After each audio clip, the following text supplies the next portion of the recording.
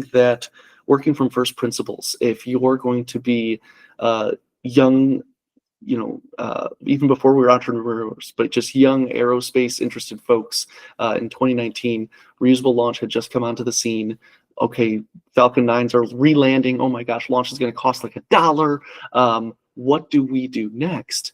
And the issue we were running into as you kind of walk down that mental path is, okay, if everyone can launch anything for $1, that's a lot of stuff up there. Who's solving it? And so we realized, like, okay, we need to solve space debris for no one else, ourselves. We were our first customer.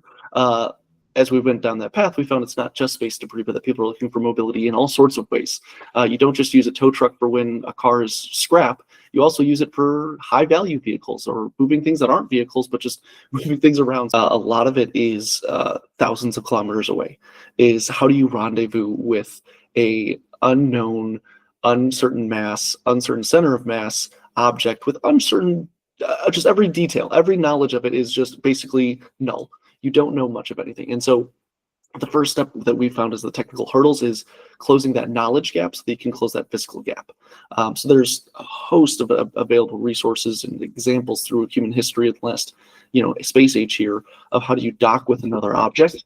Docking with an object that you don't know is a lot more challenging. And so being able to determine and sense a lot of that from a distance was one of the less appreciated hurdles that we've had to overcome, and many others are doing it for their specific things. I mean, if you're trying to do refueling, you have to do some of this, but we have the rather unique perspective of let's not work from the best case scenario, but let's start from the worst. Is that if you're talking to a dumb piece of metal that fell off of a rocket and wasn't even planned to separate, how do you understand where that is, how it's moving, and how we can address it? So I'd say the first big technical hurdle is that rendezvous portion.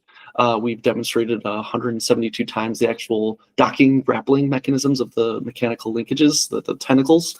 So that one is still very challenging, but it's kind of almost a known case.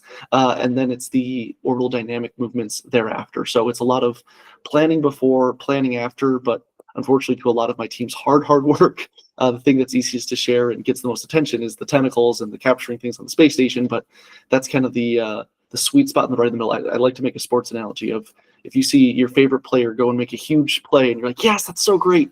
You're not seeing the 10 years of practice they did before, or the 2 weeks they're going to do afterwards of like, dang it, I could have hit that a little bit closer. I could have been a little bit faster.